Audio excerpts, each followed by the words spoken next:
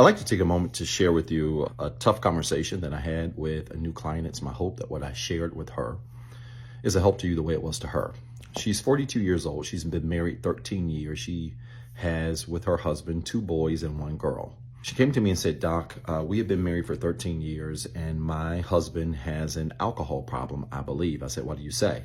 She said, because he is a habitual drinker to the point where they now are in 2 separate parts of the home.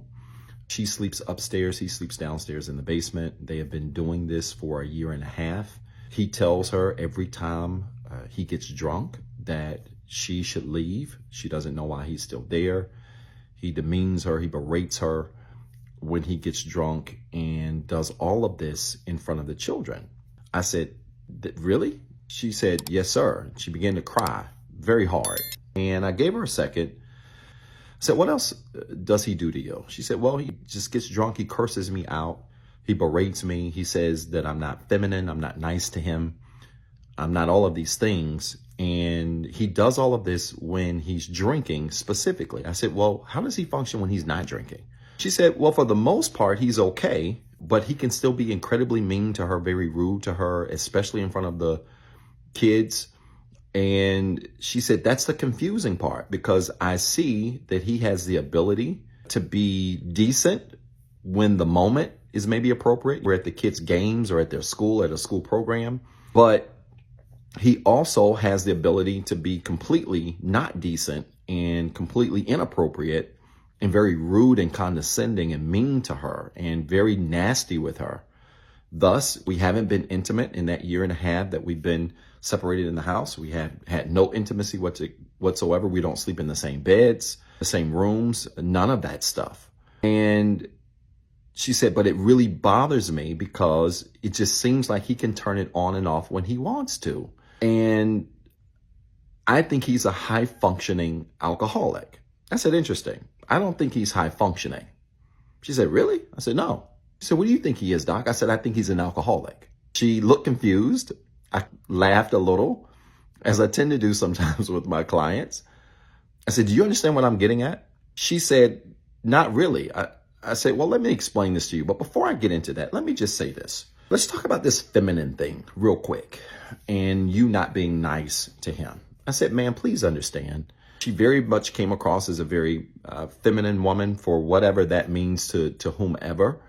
And I asked her, I said, how do you define femininity? Because it's so many definitions on the internet about femininity and masculinity. She said, well, I define femininity as a woman who shows up with healed emotions and who has the ability to control her thoughts and emotions.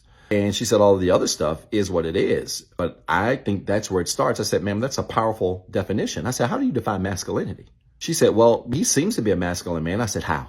She said, well, he looks like a masculine man. I said, he's not a masculine man. I said, how has he explained femininity to you? She said, well, he said to me that I'm not fit, I'm not fine, and I'm not friendly. I said, really? She said, yeah. I said, interesting. I said, he's been on the internet.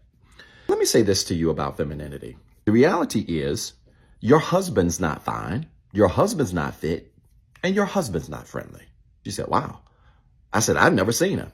So I don't know what he looks like. I don't care. I know how he acts. I know he's not friendly. And I know you're dealing with someone who probably isn't fit either, because it takes discipline to be that. If you can't be nice and you can't show up well, you're probably not showing up well in all areas of your life. I said, do you understand what I mean? She said, I think I do. I said, let me put this simply. A man that's going to be masculine and claim to be a leader has to be a leader in all things. You don't get to pick and choose. If you want to measure a masculine man the same way you want to measure a feminine woman, how healed are they mentally, emotionally, spiritually, physically, and financially? A woman can look great. She can look dainty. That doesn't make her feminine. A man can look masculine and talk loud and with authority and tell you what to do and make good money, by the way. Doesn't make him masculine. Where is he mentally, emotionally, spiritually, physically, and financially?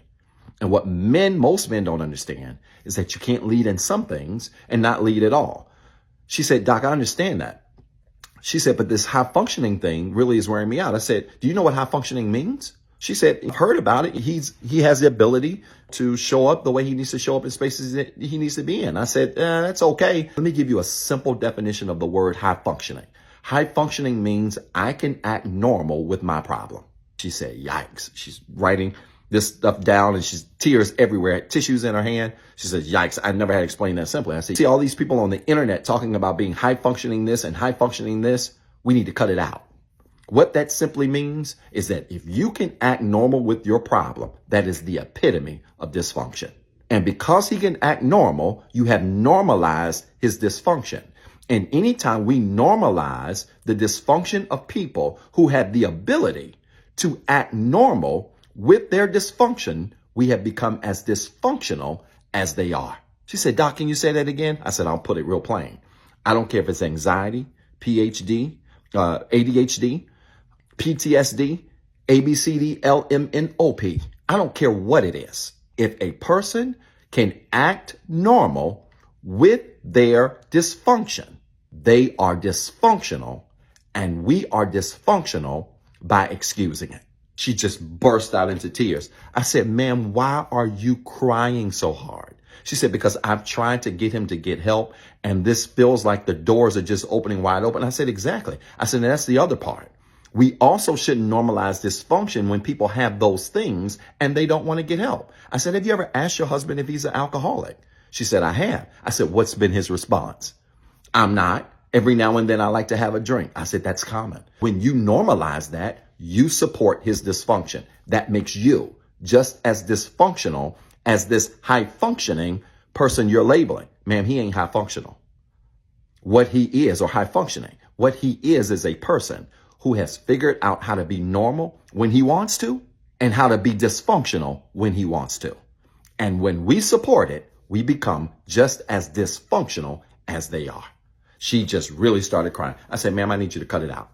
I said, I need you to cut it out, and I need you to hear me clearly. I said, because the fact that she said to me earlier in the call that he had recently said to her that she needed to apologize to him for how she had been treating him and how she has been badgering him. I said, what do you mean by that? She said, well, all I've said to him is that he needs to go get some help. He needs to get some help. I said, he calls that badgering, right? She said, yeah. I said, and he said that you need to apologize to him, correct? She said, yeah. I said, ma'am, let me tell you something. You are dealing with a person who is just the epitome of dysfunction. And I said, I want to give you some advice. She said, then Doc, what am I supposed to do? How do I leave? I don't know what to do. I said, let me give you 3 things that'll help you. Because if he don't want to work on himself, she said to me earlier, she has a PhD degree and she's working on another master's degree. I said, ma'am, you have all of this brilliance educationally, but when it comes to love, you have put love so much on a pedestal that it has caused you to be as dysfunctional as the people you're connected to. And I said, ma'am, I find it odd how we take love in the people we think we love and we put them on this pedestal so much so that it blinds us to their obvious dysfunction. I said, ma'am, your husband's dysfunctional. And I said, there are 3 things that I want you to think about. Because if he says to you, hey, apologize to me and I'll stay. You change and I'll stay. You do this and I'll stay. There are 3 things that you need to think about. Number 1, make him carry the couch. She said, what? I said, make him carry the couch. She said, what do you mean? I said, do me a favor. I want you to imagine 2 people trying to carry a couch up the steps, up a steep set of steps. One person's going to be in front of the couch. One person's going to be behind the couch. The person in front of the couch is going up the steps when? She said, first. I said, ma'am, imagine carrying that couch and you're the person at the top and the person at the bottom decides not to pick up the couch. What's going to happen? She said, I'm not going to be able to get the couch up the steps. I said, why? She said, because I can't carry it by myself. I said, ma'am, the couch is your marriage. And anytime you attempt to carry a couch up the steps in a marriage and you don't have another person doing their part, what's going to happen is you're going to become his mama and not his wife. And that's the problem. You're trying to tell him to get help. You're trying to tell him to change this. You're trying to tell him to do all of this stuff. And he has yet to say to you what he's going to do himself to fix his own problem. I said, ma'am, you ain't his wife. You're his mama. And you need to make him carry his part of the couch. She's right. I said, here's the second thing you need to think about. You need to pay attention to what he does and not just what he says. I said, has he ever told you he loved you? She said, he did. He told me right before Christmas that he loved me. I said, really? I said, you believe that? She said, well, he is great with the kids. I said, ma'am, do you believe your husband loves you? She said, I said, ma'am, he doesn't love you. I said, what is love? She said, it's an action. I've seen that video, Doc. I said, good. If you know love is an action, let's stop playing with ourselves and be honest. Are his actions reflecting love? Take history out of it, take kids out of it, and take his high functioning out of it. Does he love you? She said, no, sir. I said, of course he doesn't. And we got to be honest about that. Pay less attention to what he says when he ain't drinking and pay more attention to how he acts, because it is his behavior that's going to tell you what he really is, which leads me to point number 3. That then if you know what his behavior is and he won't stop, I need you to stop being a hypocrite.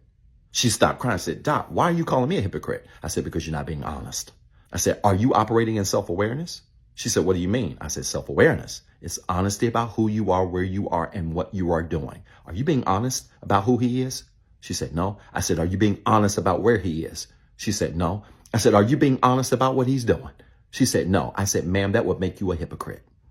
For you to stay there, sit there, and act like he is something that you know he's not. I said, ma'am, if you want to leave, make him carry the couch. Make his words and his actions align. And then you stop being a hypocrite. And if you put those 3 things together, you're going to realize that this stuff that he's saying is high functioning, or that you're calling high functioning, is really just a high excuse. It's a high excuse for you not to face the reality of the moment.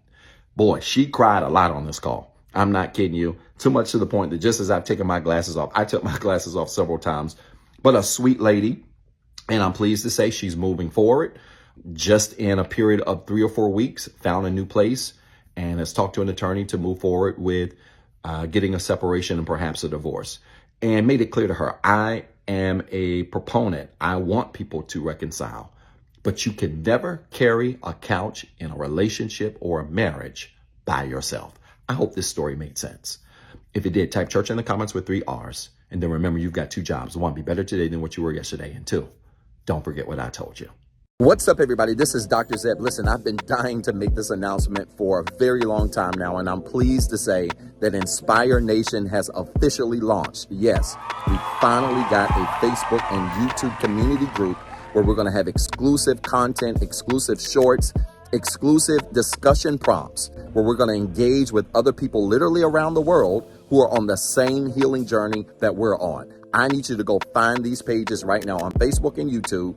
Inspire Nation, follow the page, join the group, introduce yourself, and be prepared to link up with literally thousands of people around the world who are on the same healing journey, who are looking for the same resources, and who want to also be surrounded with other like-minded individuals who are growing in the same direction as you are. I'm so excited about this because it's the beginning of some great things I can't talk about right now. Listen, you got 2 jobs. 1, be better today than what you were yesterday. And 2, don't forget what I told you.